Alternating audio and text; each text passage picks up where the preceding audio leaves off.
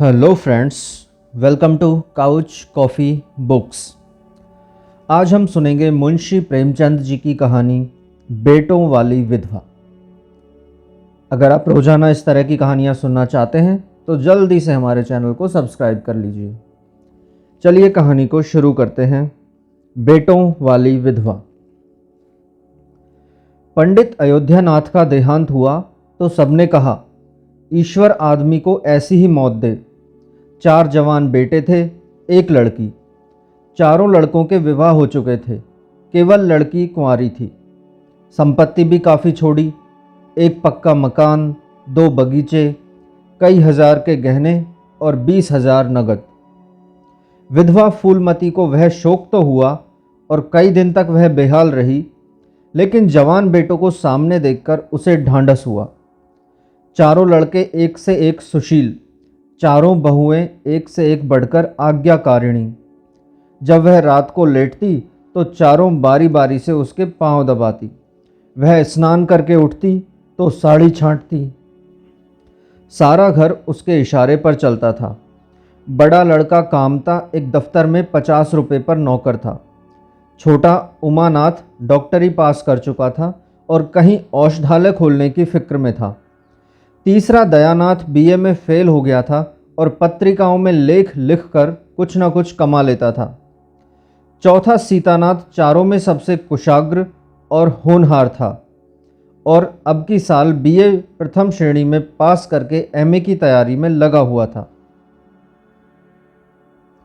किसी लड़के में वह दुर्व्यसन, वह छैलापन, वह लुटाऊपन न था जो माता पिता को जलाता और कुल मर्यादा को डुबाता।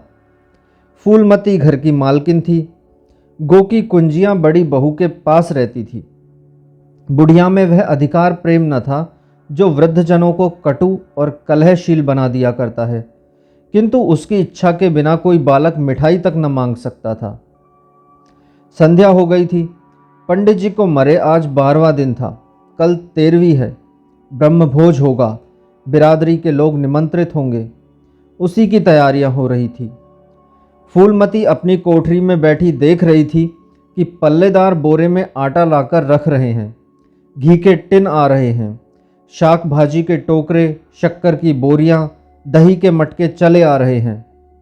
महापात्र के लिए दान की चीज़ें लाई गई, बर्तन, कपड़े, पलंग, बिछावन, छाते, जूते, छड़ियाँ, लालटेनें आदि। किंतु फूलमती को कोई चीज़ नहीं दिखाई गई। नियमानुसार ये सब सामान उसके पास आने चाहिए थे। वह प्रत्येक वस्तु को देखती, उसे पसंद करती, उसकी मात्रा में कमी बेशी का फैसला करती। तब इन चीज़ों को भंडारे में रखा जाता। क्यों उसे दिखाने और उसकी राय लेने की ज़रूरत नहीं समझी गई। अच्छा, वह आटा 3 ही बोरा क्यों लाया? उसने तो 5 बोरों के लिए कहा था। घी भी 5 ही कनस्तर हैं, उसने तो 10 कनस्तर मंगवाए थे।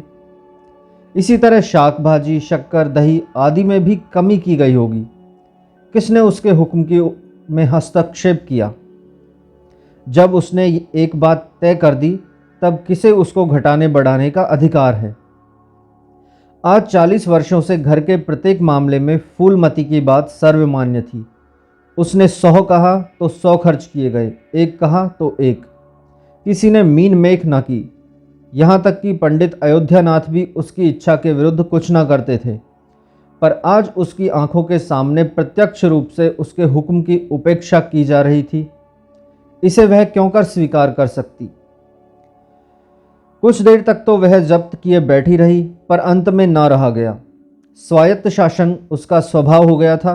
वह क्रोध में भरी हुई आई और कामतानाथ से बोली, क्या आटा 3 ही बोरे लाए? मैंने तो 5 बोरे के लिए कहा था और घी भी 5 ही टिन मंगवाया। तुम्हें याद है मैंने 10 कनस्तर का कहा था। किफ़ायत को मैं बुरा नहीं समझती, लेकिन जिसने यह कुआं खोदा उसी की आत्मा को पानी तरसे, यह कितनी लज्जा की बात है। कामता प्रसाद ने क्षमा याचना ना की, अपनी भूल स्वीकार ना की, लज्जित भी नहीं हुआ। 1 मिनट तो विद्रोही भाव से खड़ा रहा, फिर बोला, हम लोगों की सलाह 3 ही बोरों की हुई और 3 बोरे के लिए 5 टिन घी काफ़ी था। इस हिसाब से और चीज़ें भी कम कर दी गई हैं। फूलमती उग्र होकर बोली, किसकी राय से आटा कम किया गया? हम लोगों की राय से। तो मेरी राय कोई चीज़ नहीं है क्यों नहीं? लेकिन अपना हानि लाभ तो हम भी समझते हैं। फूलमती हक्का बक्का होकर उसका मुंह ताकने लगी। इस वाक्य का आशय उसकी समझ में न आया। अपना हानि लाभ। अपने घर में हानि लाभ की जिम्मेदार वह आप है। दूसरों को, चाहे वे उसके पेट के जन्मे पुत्र ही क्यों न हो, उसके कामों में हस्तक्षेप करने का क्या अधिकार?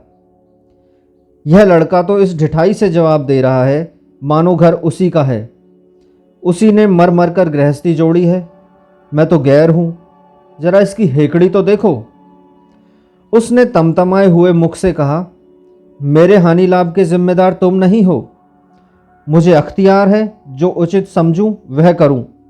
अभी जाकर 2 बोरे आटा और 5 टिन घी और लाओ, और आगे के लिए खबरदार जो किसी ने मेरी बात काटी।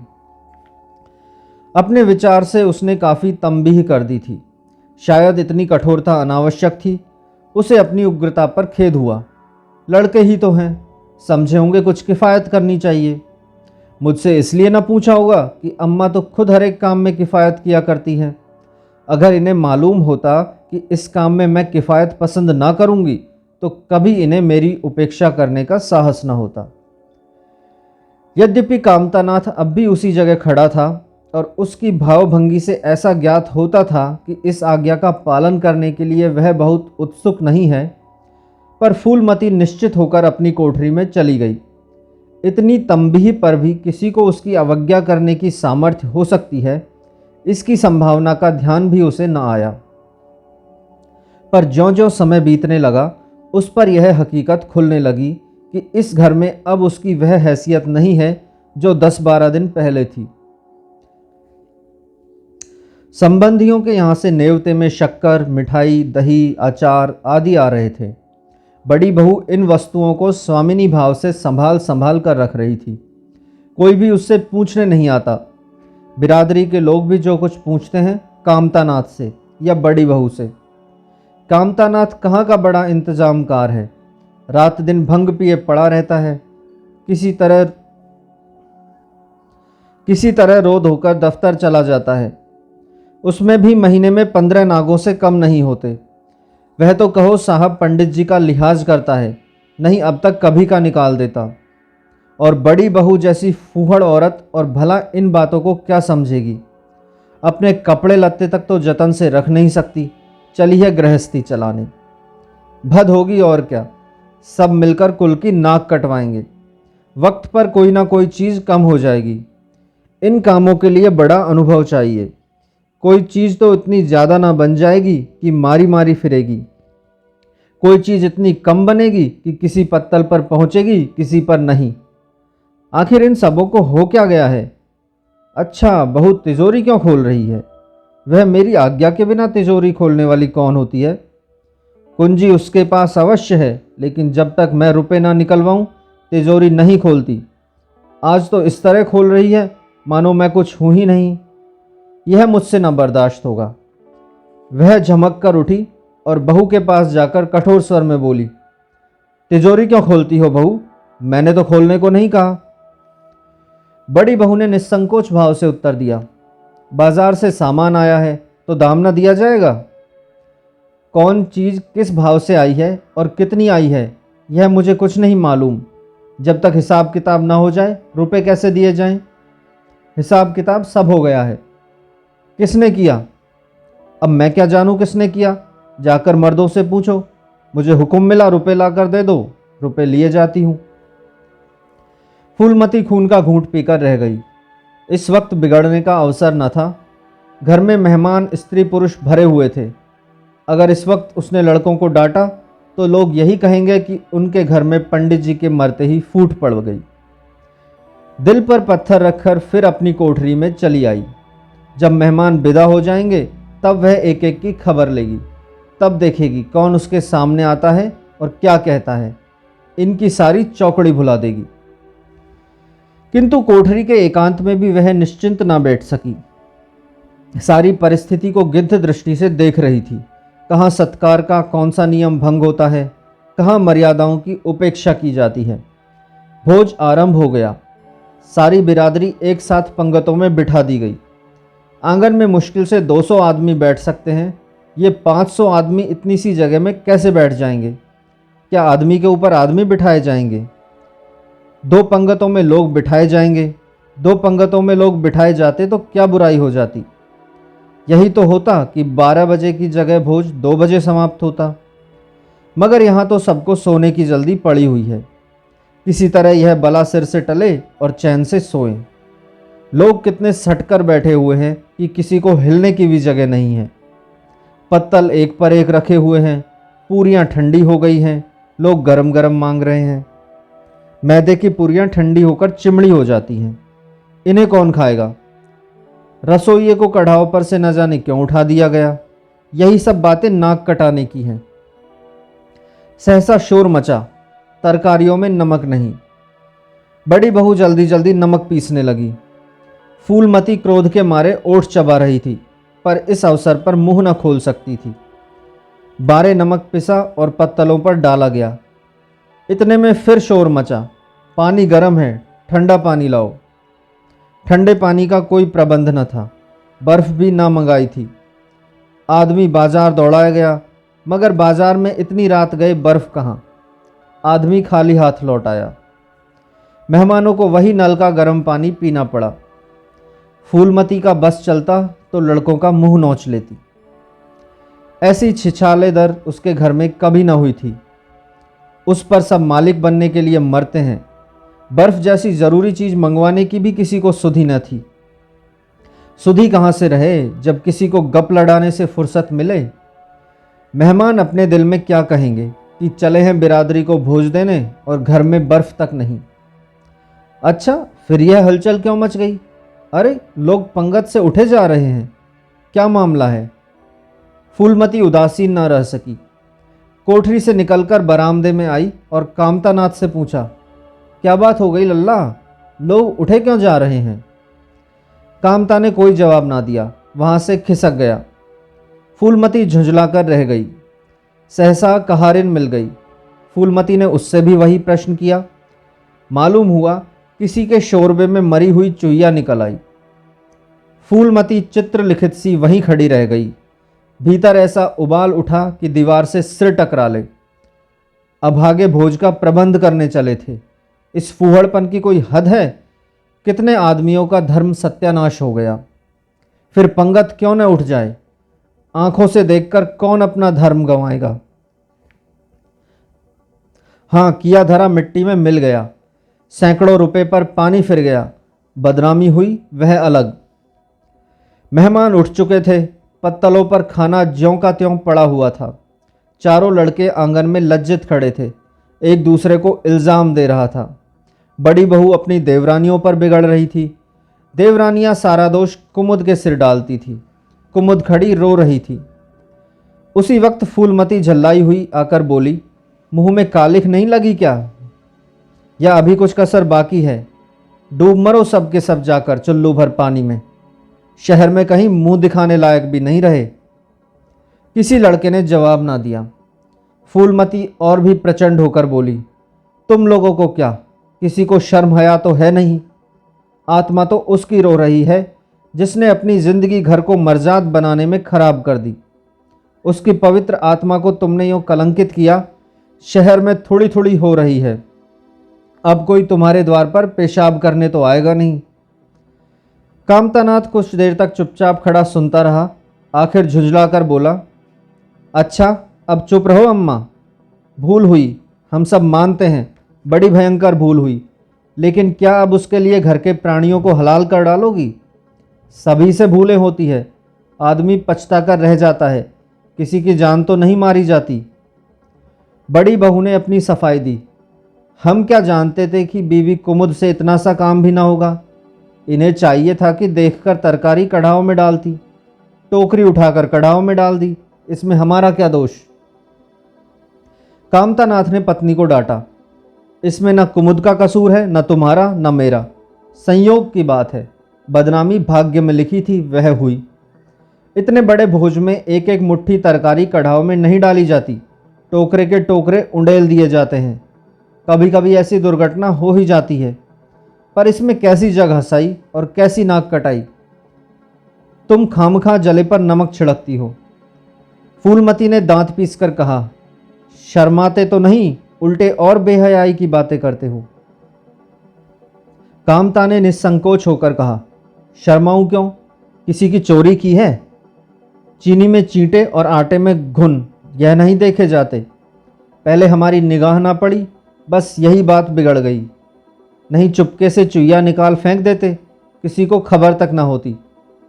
फूलमती ने चकित होकर कहा, क्या कहता है? मरी चुईया खिलाकर सबका धर्म बिगाड़ देता। कामता हंसकर बोला, क्या पुराने जमाने की बातें करती हो अम्मा, इन बातों से धर्म नहीं जाता। यह धर्मात्मा लोग जो पत्तल पर से उठ गए, इनमें ऐसा कौन है जो भेड़ बकरी का मांस न खाता हो?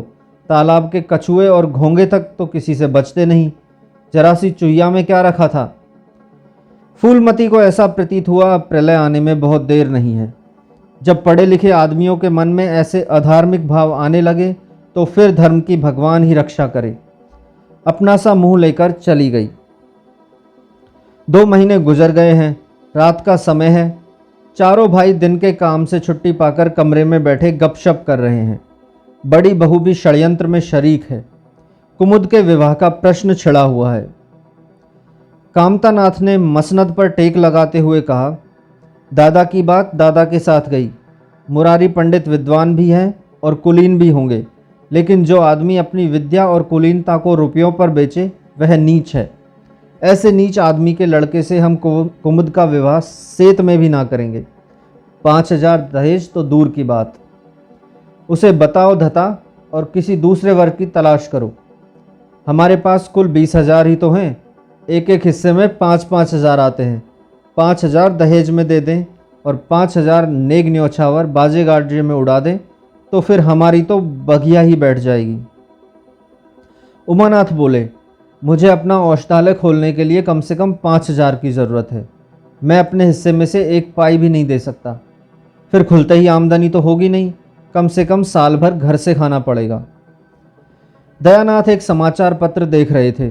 आंखों से ऐनक उतारते हुए बोले, मेरा विचार भी एक पत्र निकालने का है। प्रेस और पत्र में कम से कम 10,000 की कैपिटल चाहिए। 5,000 मेरे रहेंगे तो कोई ना कोई साझेदार 5,000 का मिल जाएगा। पत्रों में लेख लिखकर मेरा निर्वाह नहीं हो सकता। कामतानाथ ने सिर हिलाते हुए कहा, अजी राम भजो, सेत में कोई लेख छापता नहीं, रुपए कौन दिए देता है। दयानाथ ने प्रतिवाद नहीं किया। नहीं, यह बात तो नहीं है। मैं तो कहीं भी बिना पेशगी पुरस्कार लिए नहीं लिखता। कामता ने जैसे अपने शब्द वापस लिए। तुम्हारी बात मैं नहीं कहता भाई, तुम तो थोड़ा बहुत मार लेते हो, लेकिन सबको तो नहीं मिलता। बड़ी बहू ने श्रद्धा भाव से कहा, कन्या भाग्यवान हो तो दरिद्र घर में भी सुखी रह सकती है, अभागी हो तो राजा के घर में भी रोएगी। यह सब नसीबों का खेल है। कामता ने स्त्री की ओर प्रशंसा भाव से देखा। फिर इसी साल हमें सीता का विवाह भी करना है। सीतानाथ सबसे छोटा था। सिर झुकाए भाइयों की स्वार्थ भरी बातें सुन सुनकर कुछ कहने के लिए उतावला हो रहा था। अपना नाम सुनते ही बोला, मेरे विवाह की आप लोग चिंता ना करें। मैं जब तक किसी धंधे में ना लग जाऊं, विवाह का नाम भी ना लूँगा। और सच पूछिए तो मैं विवाह करना नहीं चाहता। देश को इस समय बालकों की ज़रूरत नहीं, काम करने वालों की ज़रूरत है। मेरे हिस्से के रुपए आप कुमुद के विवाह में खर्च कर दें। सारी बातें तय हो जाने के बाद यह उचित नहीं कि पंडित मुरारी लाल से संबंध तोड़ लिया जाए। उमा ने तीव्र स्वर में कहा, 10,000 कहाँ से आएंगे? सीता ने डरते हुए कहा, मैं तो अपने हिस्से के रुपए देने को कहता हूँ। और शेष? मुरारी लाल से कहा जाए कि दहेज में कुछ कमी कर दे। वह इतने स्वार्थांध नहीं है कि इस अवसर पर कुछ बल खाने को तैयार न हो जाएं। अगर वह 3,000 में संतुष्ट हो जाएं तो 5,000 में विवाह हो सकता है। उमा ने कांतानाथ से कहा, सुनते हो भाई साहब इनकी बातें? दयानाथ बोल उठे, तो इसमें आप लोगों का क्या नुकसान है? यह अपने रुपए दे रहे हैं, खर्च कीजिए। मुरारी पंडित से हमारा कोई बैर नहीं है। मुझे तो इस बात से खुशी हो रही है कि भला हम में से कोई तो त्याग करने योग्य है। इन्हें तत्काल रुपए की ज़रूरत नहीं है, सरकार से वजीफ़ा पाते ही हैं। पास होने पर कहीं ना कहीं जगह मिल जाएगी। हम लोगों की हालत तो ऐसी नहीं। कामतानाथ ने दूरदर्शिता का परिचय दिया। नुकसान की एक ही कही, हम में से एक को कष्ट हो तो क्या और लोग बैठे देखेंगे? यह अभी लड़के हैं, इन्हें क्या मालूम समय पर 1 रुपया 1 लाख का काम करता है। कौन जानता है कल इन्हें विलायत जाकर पढ़ने के लिए सरकारी वजीफ़ा मिल जाए या सिविल सर्विस में आ जाएं। उस वक्त सफ़र की तैयारियों में 4-5 हज़ार लग जाएंगे, तब किसके साथ हाथ फैलाते फिरेंगे। मैं यह नहीं चाहता कि दहेज के पीछे इनकी ज़िंदगी नष्ट हो जाए। इस तर्क ने सीतानाथ को भी तोड़ लिया। सकुचाता हुआ बोला, हाँ, यदि ऐसा हुआ तो बेशक मुझे रुपए की ज़रूरत होगी। क्या ऐसा होना असंभव है? असंभव तो नहीं, लेकिन कठिन अवश्य है। वजीफ़े उन्हें मिलते हैं जिनके पास सिफारिशें होती हैं, मुझे कौन पूछता है। कभी कभी सिफारिशें धरी रह जाती हैं और बिना सिफारिश वाले बाजी मार ले जाते हैं। तो आप जैसा उचित समझें। मुझे यहाँ तक मंजूर है कि चाहे मैं विलायत न जाऊं, पर कुमुद अच्छे घर जाए। कामतानाथ ने निष्ठा भाव से कहा, अच्छा घर दहेज देने से नहीं मिलता भैया। जैसा तुम्हारी भाभी ने कहा, यह नसीबों का खेल है। मैं तो चाहता हूँ कि मुरारी लाल को जवाब दे दिया जाए और कोई ऐसा वर खोजा जाए जो थोड़े में राजी हो जाए। इस विवाह में मैं 1 हज़ार से ज़्यादा नहीं खर्च कर सकता। पंडित दीनदयाल कैसे हैं? उमा ने प्रसन्न होकर कहा, बहुत अच्छे। MA BA न सही जजमानी से अच्छी आमदनी है। दयानाथ ने आपत्ति की, अम्मा से भी तो पूछ लेना चाहिए। कामतानाथ को इसकी कोई ज़रूरत ना मालूम हुई। बोले, उनकी तो जैसे बुद्धि ही भ्रष्ट हो गई है। वही पुराने युग की बातें मुरारी लाल के नाम पर उधार खाए बैठी हैं। यह नहीं समझती कि वह जमाना नहीं रहा। उनको तो बस कुमुद मुरारी पंडित के घर जाए, चाहे हम लोग तबाह हो जाएं। उमा ने एक शंका उपस्थित की, अम्मा अपने सब गहने कुमुद को दे देंगी, देख लीजिएगा। कामतानाथ का स्वार्थ नीति से विद्रोह ना कर सका। बोले, गहनों पर उनका पूरा अधिकार है, यह उनका स्त्री धन है, जिसे चाहें दे सकती है। उमा ने कहा, स्त्री धन है तो क्या वह उसे लुटा देंगी? आखिर वह भी तो दादा की ही कमाई है। किसी की कमाई हो, स्त्री धन पर उनका पूरा अधिकार है। यह कानून गोरख धंधे हैं। 20 हज़ार में तो 4 हिस्सेदार हों और 10 हज़ार के गहने अम्मा के पास रह जाएं। देख लेना, इन्हीं के बल पर वह कुमुद का विवाह मुरारी पंडित के घर करेंगी। उमानाथ इतनी बड़ी रकम को इतनी आसानी से नहीं छोड़ सकता। वह कपट नीति में कुशल है। कोई कौशल रचकर माता के सारे गहने ले लेगा। उस वक्त तक कुमुद के विवाह की चर्चा करके फूलमती को भड़काना उचित नहीं। कामतानाथ ने सिर हिलाकर कहा, भाई मैं इन चालों को पसंद नहीं करता। उमानाथ ने खिसिया कर कहा, गहने 10 हज़ार से कम के न होंगे। कामतानाथ अविचलित स्वर में बोले, कितने ही के हों, मैं अनीति में हाथ नहीं डालना चाहता। तो आप अलग बैठिए। हाँ, बीच में भांजी ना मारिएगा। मैं अलग रहूँगा। और तुम सीता? मैं भी अलग रहूँगा। लेकिन जब दयानाथ से यही प्रश्न किया गया तो वह उमानाथ से सहयोग करने को तैयार हो गया। 10 हज़ार में 2.5 हज़ार तो उसके होंगे ही। इतनी बड़ी रकम के लिए यदि कुछ कौशल भी करना पड़े तो क्षम्य है। दोस्तों, ये था मुंशी प्रेमचंद जी की कहानी बेटों वाली विधवा का भाग 1। अगले वीडियो में हम इसके अगले भाग को सुनेंगे। धन्यवाद।